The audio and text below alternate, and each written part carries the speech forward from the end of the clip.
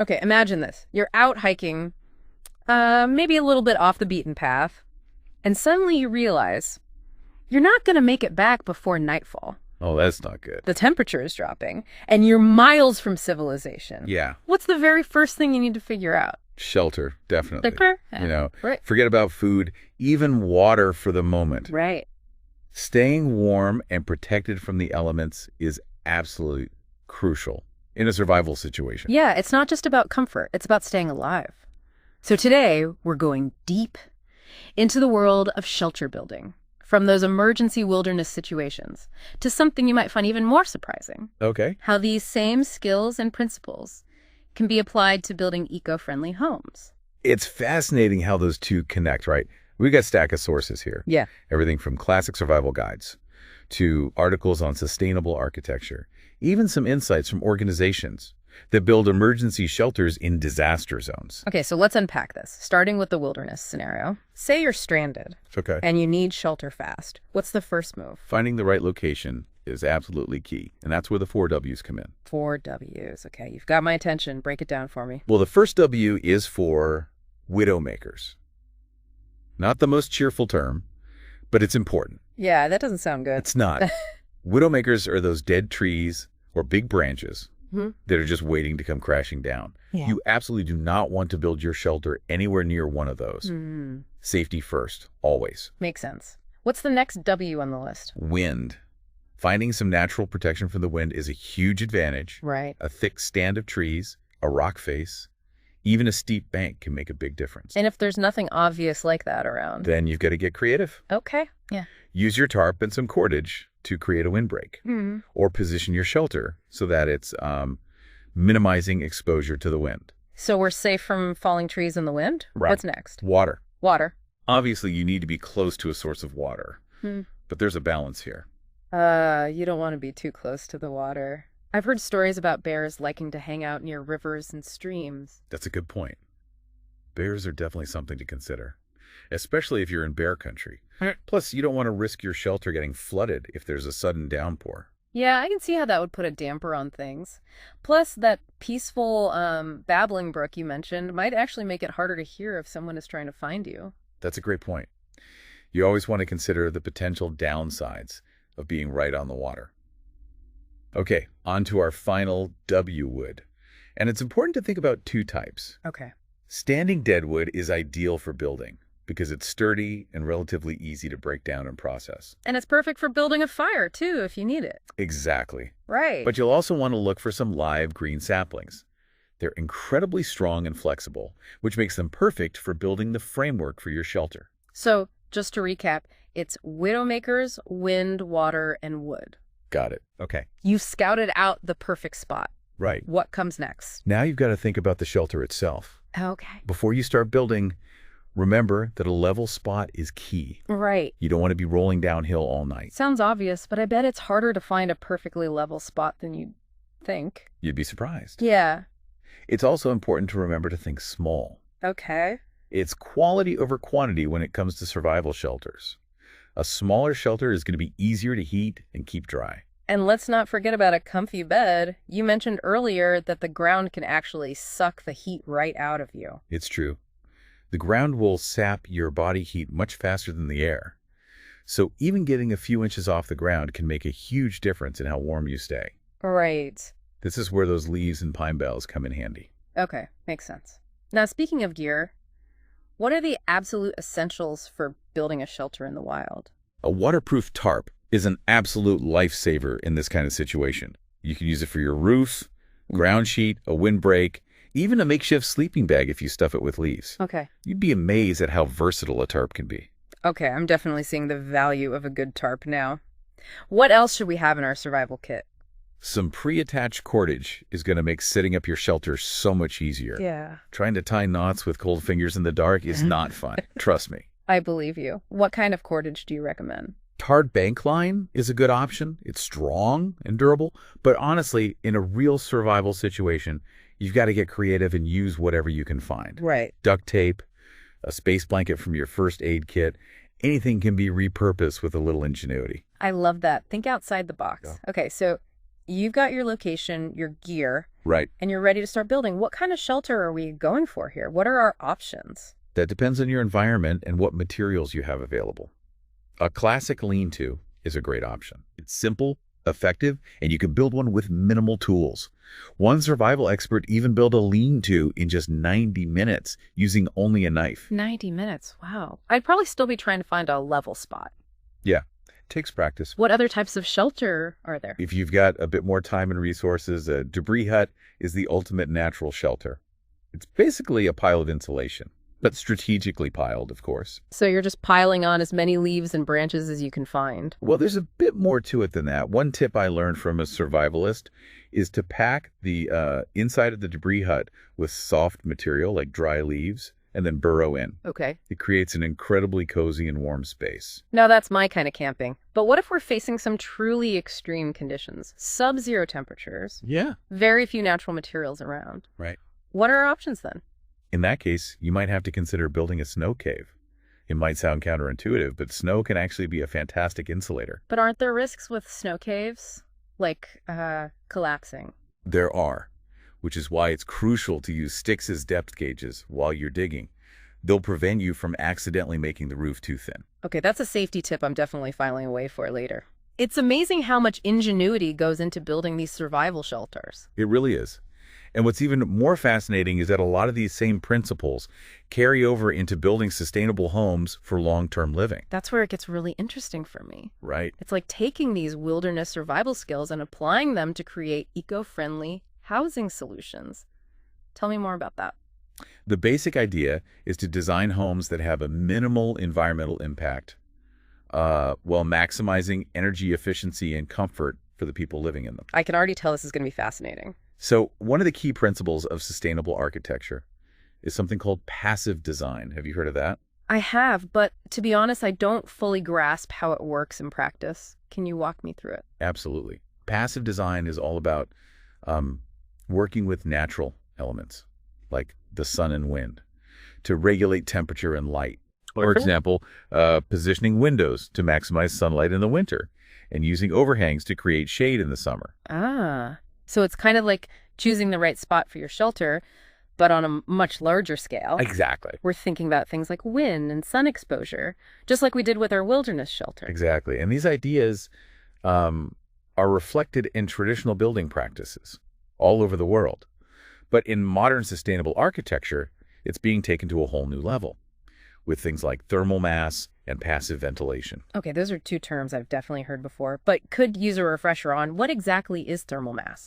It's all about using materials that absorb and release heat slowly, like concrete or stone.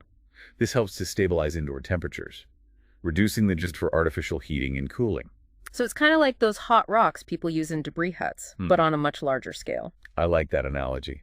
And then there's passive ventilation, which utilizes natural airflow to create a comfortable and healthy indoor environment. So that's about strategically placing windows, vents, maybe even landscaping to encourage air circulation. It sounds so simple, but I bet there's a lot of science and engineering behind it. There definitely is. It requires a deep understanding of the local climate and site conditions.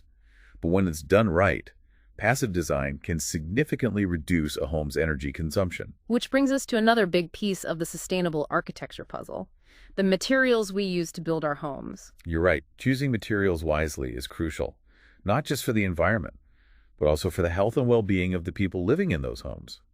Ideally, we want materials that are durable, require minimal upkeep, and have a minimal environmental footprint. So what kinds of materials fit that description? What are architects using these days? There's a growing movement towards natural renewable materials like bamboo, straw bales, and even something called rammed earth, which is basically like building walls out of compacted soil. Wow, rammed earth. That's fascinating. What are some of the advantages of using these natural materials? Well, they're often locally sourced, which reduces transportation costs and emissions. And they also have a natural beauty and warmth that you just can't replicate with synthetic materials. I love that idea of bringing the outdoors in. But it's not just about using new materials, is it? We can also reuse and recycle existing materials, right? Absolutely. Reclaimed wood, recycled metal, even salvaged bricks can all be incorporated into sustainable building designs. It's all about giving these materials a second life. I love that. It's such a resourceful approach. which really ties back to our wilderness survival theme. Speaking of resourcefulness, what about the issue of waste? Construction tends to generate a lot of it. How does sustainable architecture address that? That's a great question, and it's a valid concern. One of the goals of sustainable architecture is to minimize construction waste through careful planning and by choosing materials that can be easily disassembled and reused or recycled at the end of their life cycle. So it's not just about the initial construction, it's about the entire lifespan of the building, from creation to demolition. Exactly. A truly sustainable building is designed for longevity, adaptability, and eventually deconstruction in a way that minimizes environmental impact. It's like a cradle-to-cradle approach for buildings. It sounds like a completely different way of thinking about architecture. Are there any tools or systems in place to help architects design and build these sustainable structures? There are. For instance, here in Australia, we have the Nationwide House Energy Rating Scheme, or NAERS. I've heard that term before, but I don't really understand what it is. Could you explain it to me? Of course. NAERS is a system for measuring a building's thermal performance. It takes into account factors like insulation, ventilation, and window placement to assess how well a building retains heat in the winter and stays cool in the summer. So it's basically giving a building an energy efficiency score. Exactly. It gives the building a star rating out of 10. The more stars, the less energy the home will need to heat and cool. Architects and builders are using NAERS to design incredibly energy-efficient homes that are much less reliant on artificial heating and cooling. That's fantastic. But it's not just about the building itself, right? What about the surrounding environment? How does sustainable architecture address the impact on the land and the local ecosystem? That's a really important consideration. Sustainable architecture puts a huge emphasis on integrating the building into the landscape, minimizing its impact on the local ecosystem, and even promoting biodiversity. So that means things like preserving existing trees, using native plants for landscaping, and creating wildlife habitats. Absolutely. It's all about creating a harmonious relationship between the built environment and the natural world. You know, it's so inspiring to see how these principles of sustainability are being put into practice around the world. What are some examples of communities or projects that are really leading the way? One great example is Community First Village in Austin, Texas. They're transforming RVs and tiny houses into homes for people experiencing homelessness. And they're incorporating renewable energy and other sustainable features into their designs. It's like taking those emergency shelter principles we talked about earlier and applying them to create affordable and sustainable housing solutions. That's a brilliant idea. What other examples come to mind? Well, the Volben district in Freiburg, Germany is another standout example. It's a whole urban district that's designed for sustainable living. They've got energy-efficient homes, green spaces, great public transportation system, and they've really limited car use. Wow, a whole neighborhood built around sustainable principles. That's truly remarkable. And this isn't just happening in large developments, is it? I've been hearing a lot about tiny houses, co-living spaces, and passive houses. Are those examples of sustainable housing too? Absolutely. Those are all examples of sustainable housing models that are gaining popularity around the world. They demonstrate that these principles can be applied on a smaller scale, making sustainable living more accessible to more people. It's encouraging to see that there's a growing awareness and adoption of sustainable living practices. It gives me hope for the future. Me too. And it's great to see how sustainable housing is being recognized as a key element in achieving the UN Sustainable Development Goals. Oh, absolutely. Especially SDG 11, which focuses on making cities and communities more inclusive, safe, resilient, and sustainable. Sustainable housing plays a huge role in achieving that goal. You're exactly right.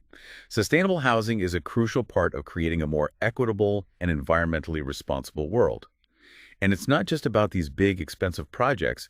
It can start with small changes that we make in our own homes and communities. Like making our homes more energy efficient, reducing our water consumption, and being more mindful of the materials we use and the waste we generate. Exactly. Every little bit counts. But there are also some interesting conversations happening right now around certain materials that raise important questions about their sustainability. Oh, like what? Well, let's take bamboo as an example. It's often touted as a wonder material for sustainable building because it grows incredibly fast and is very strong. Yeah, I've seen some incredible bamboo structures. They have this natural elegance that's so appealing. They're beautiful, but there are some concerns about the environmental impact of large-scale bamboo harvesting.